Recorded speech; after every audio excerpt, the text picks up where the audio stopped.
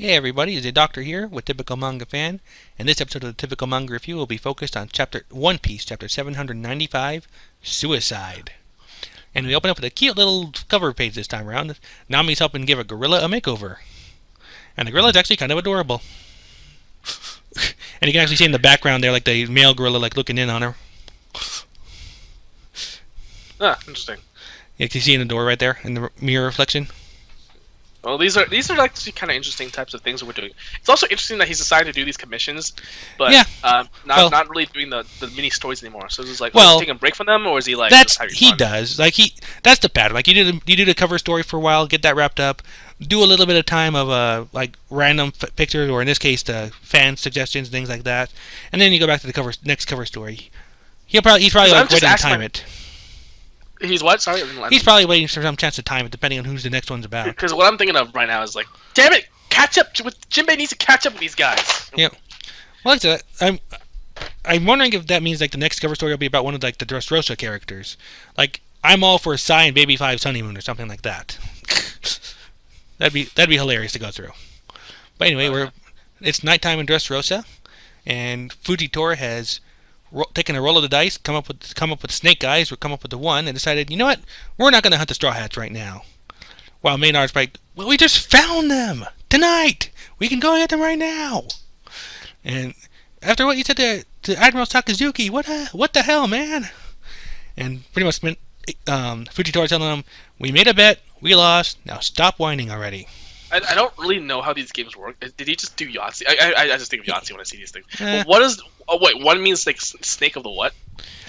Well, snake eye. That's actually the term for like in regular gambling, where if you roll like dice and get 2 ones. I don't gamble, so there we go. Well, neither do I, and I've known that phrase until like 7 years old. I know nothing about these things. I will tell you that right now. Right.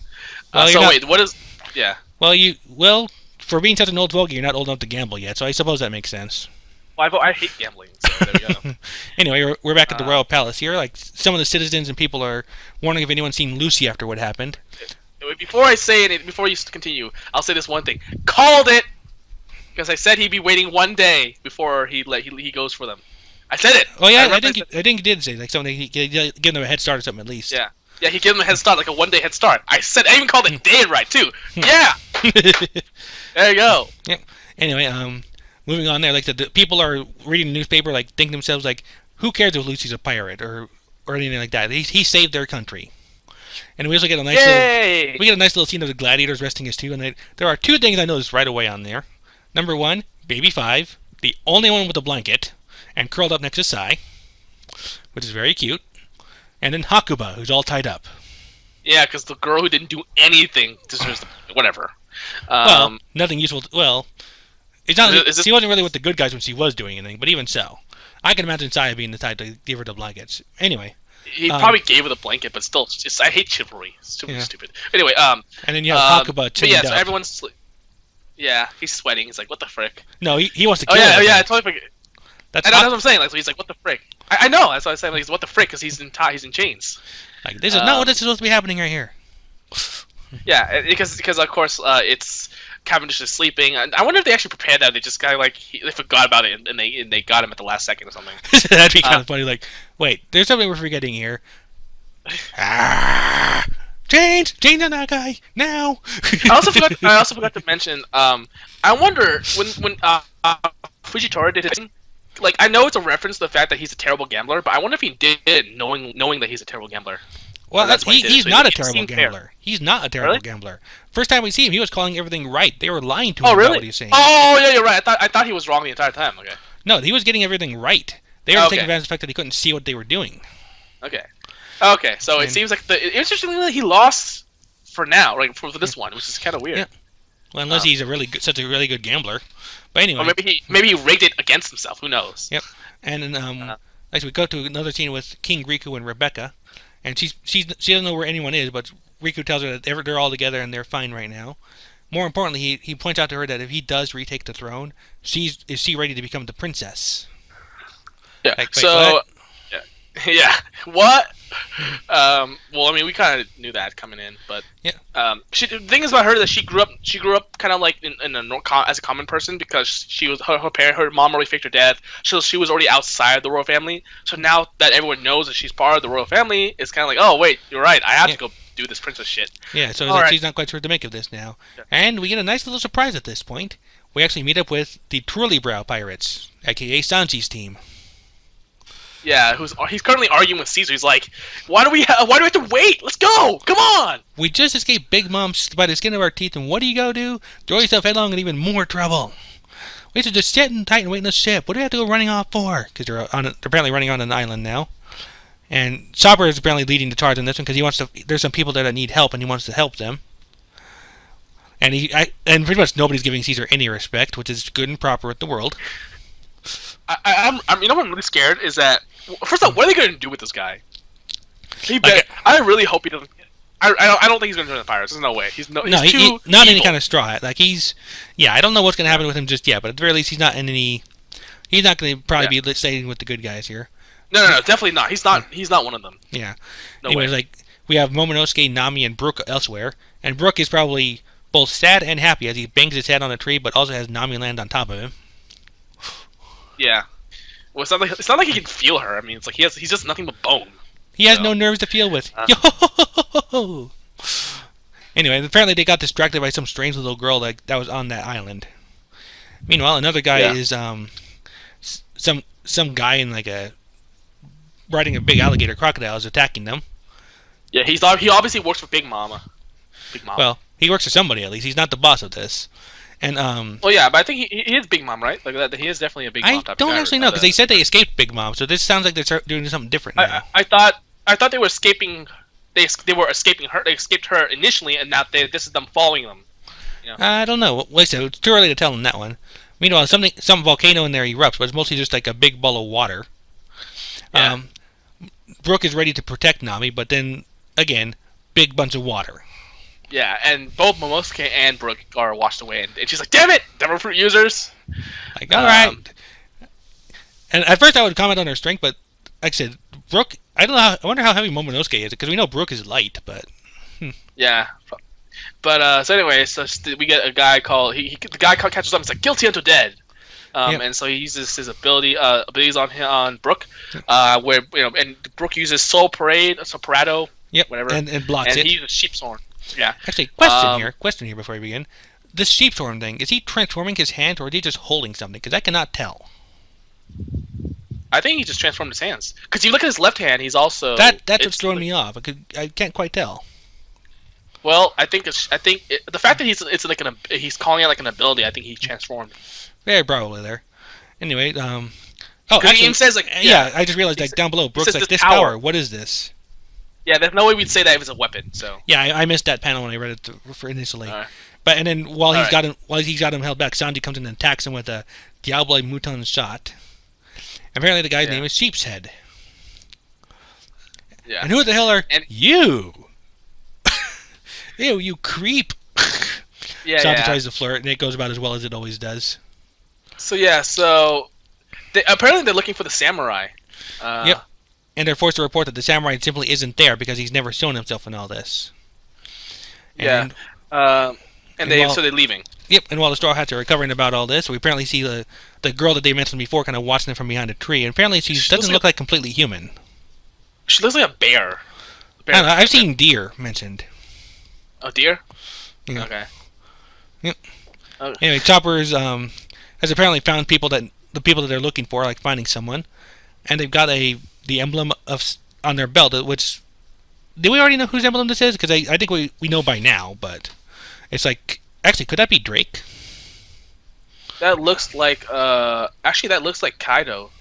Well, we know it's... Well, the emblem is Kaido, yeah. Yeah.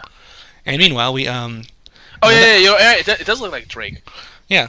Anyway, we kind of follow up on what we were kind of seeing before here at Kid's base, Pirate Crew base, and something big has just crashed into the thing. Yeah. So, it's actually left a person... Who are the other two guys? Hawkins, Kid, and Apu. And Killer, because he's part of Kid's crew. Yeah. And there's like a big old man-sized hole in the middle of it there. Yep.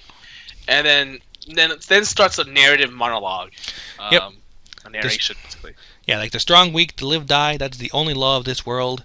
And while the Kid Alliance is kind of figuring out what the heck going on, they're wondering if there might be something to the myths about Sky Island around those parts where some monsters might live. And it turns out there is a Sky Island apparently held up by balloons. That is a lot of balloons. I did not notice the balloons the first time because I just kind of looked up the dialogue and just kind of moved on. But yeah, it's balloons. Yep. And we kind of like flash back a little bit. This is like a few minutes ago, right before this happened. It's the Sky Island where Rouge was, and he's trying to make conversation with some guy on the island. But it's like everyone's like, leave him alone. He's got a few screws loose. Do not. We're 10,000 meters up in here. You do know that, right? And it's like apparently this place is also called Barren Terminal. Like it says ruins of Barren Terminal. But then yeah, like they said, the guy actually like jumps off of the Sky Island, and they start kind of going on here like this person was searching for a place to die. As for the man himself, as a pirate, he suffered 7 defeats, captured by his enemies or the Marines a total of 18 times, tortured endlessly, he lived life as a criminal. This man just committed suicide. The sort of suicide you don't see every day. Suicide by jumping off a Sky Island. And we now return to the present. And the narrator kind of goes on, allow me to repeat myself. This man, alone, challenged and was captured by the Navy and the 4 emperors 18 times, tortured over 1,000, 40 times he was given a death sentence. They tried to hang him and the chain simply broke. Which, by the way, apparently they were hanging him with chains. They tried to guillotine him, but the blades shattered. They tried to skewer him, but the spears just snapped. This man alone sunk 9 mammoth prison ships. In other words, this guy is unkillable. No one could kill this man. And that included the man himself. Like, it goes to the point where he takes attempting suicide as a hobby. Just to see what could actually kill him. And, hell, my head's hurting. Guess it didn't actually die that time, huh? And he goes by the name of Kaido, the King of Beasts. That's his English title, by the way. And he is pretty huge. You know what's really interesting? Okay, so we all know this. We get the big reveal of one of the 4 emperors. Yep. You know what's actually interesting? That they said that he got challenged and captured by the Yonko. So he got captured Marines, by other. Yeah. Well, Marines that means and he got captured emperors. by other. Yeah, and Yonko. But what it means is that he got captured by other emperors too. Yep. So I will say, and it's interesting because he says, he said, "I lived again. Oh, for crying out loud! He's gone and done it again. Now that old Whitebeard, because apparently Whitebeard beat the shit out of him one time, or at least once. And he's like, he's pissed off about Joker, which is Doflamingo. Yep. Screwing up. So well, I don't know about that because oh, not really. Look at the way he's talking here. Like, hurry the hell up, Joker! Get everything ready for our last battle. Oh, yeah. I don't think he knows yet. Oh, it's because I was reading a different translation. That translation was wrong. I mean, I was remembering a different translation. Well, like there's an English translation. I usually go by the official English translation as much as possible. Yeah, but anyway, yeah. And I don't have that right now. Right, and neither do I. Not until tomorrow morning, anyway. And the narration does kind of go on, like, people often say of others, if you took him one-on-one, he's a Kaido, I don't know what to make of that.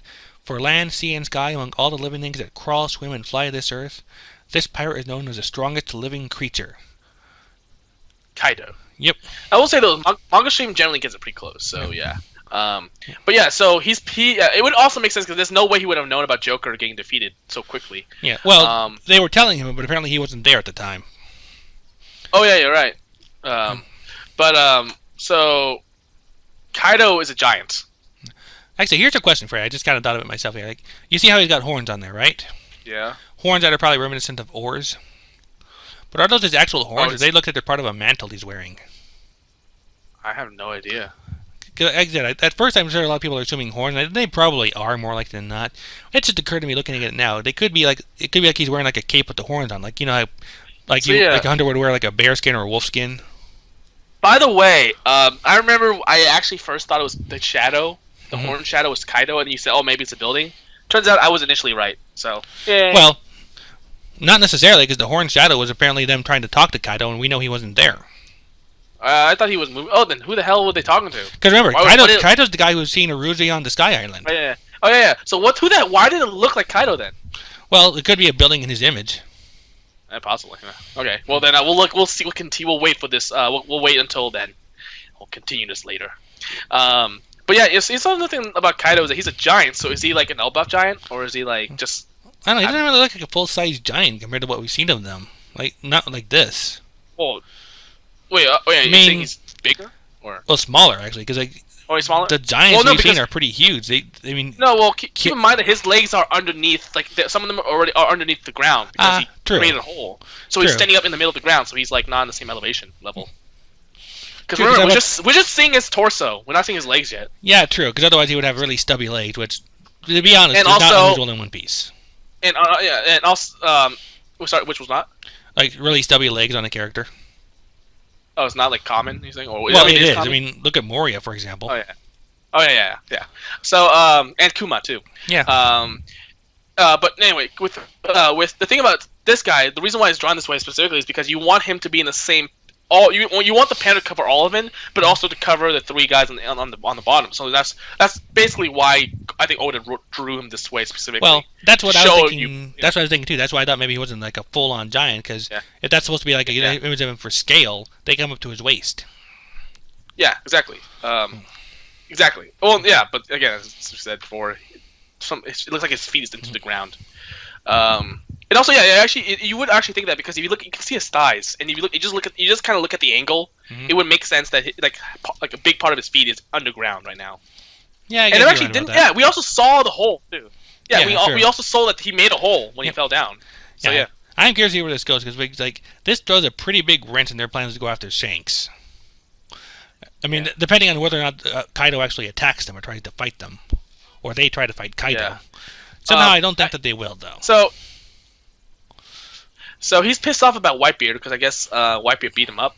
Well, maybe if he wants to die, Whitebeard probably would have been the best. Oh, actually, that does remind me. Like, I wonder if that's remember right before the Marineford War and all that, Kaido apparently made a move against Whitebeard and had to be blocked by Shanks. I'm wondering if that's related to this here because if he really was trying to take up suicide as a hobby, I wonder if he was going to try and attack Whitebeard before he went to any kind of final battle. Like to get his last chance to see it. Get his last chance to fight Whitebeard or fight to the death or something before Whitebeard went to his own death. Interesting. Also, it's interesting to call him the 100 Beast.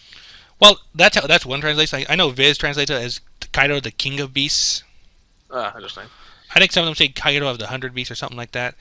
I think part of that is because both his reputation as a strongest living creature, but also because like he's the one who's doing the whole smile devil fruit thing. Yeah. But anyway, yeah. So I think actually what Oda did was kind of smart, where he made Kaido like stay in the hole. So by doing that, you can get all of Kaido in one panel, and you can get the three guys staring at him. I mean, like there's no other way to draw him because if you try to draw the whole thing, he would look too small. If you try to scale it properly, get the angle correct. He would look too. He would look too small compared to the other guys because you would have to get back at a far enough distance. So this by having his feet basically be inside the hole, you can get a very up close and personal type of view of him. I think what Oda did was really smart. Yep, and I say he is a very intimidating big person right there. I will say this though. It's interesting that two of the four emperors so far, at least initially, were giants. Well, Whitebeard was at least a very big guy. I mean, the only normal-sized one is Shanks. A lot of One Piece fans theorize that Whitebeard is a giant. Maybe a half giant. Isn't he supposed to be? I don't even want to know how that works out. Well, we've seen half giants before. Yeah, no, Jaeger Saul's not one. Davy back fight. Oh.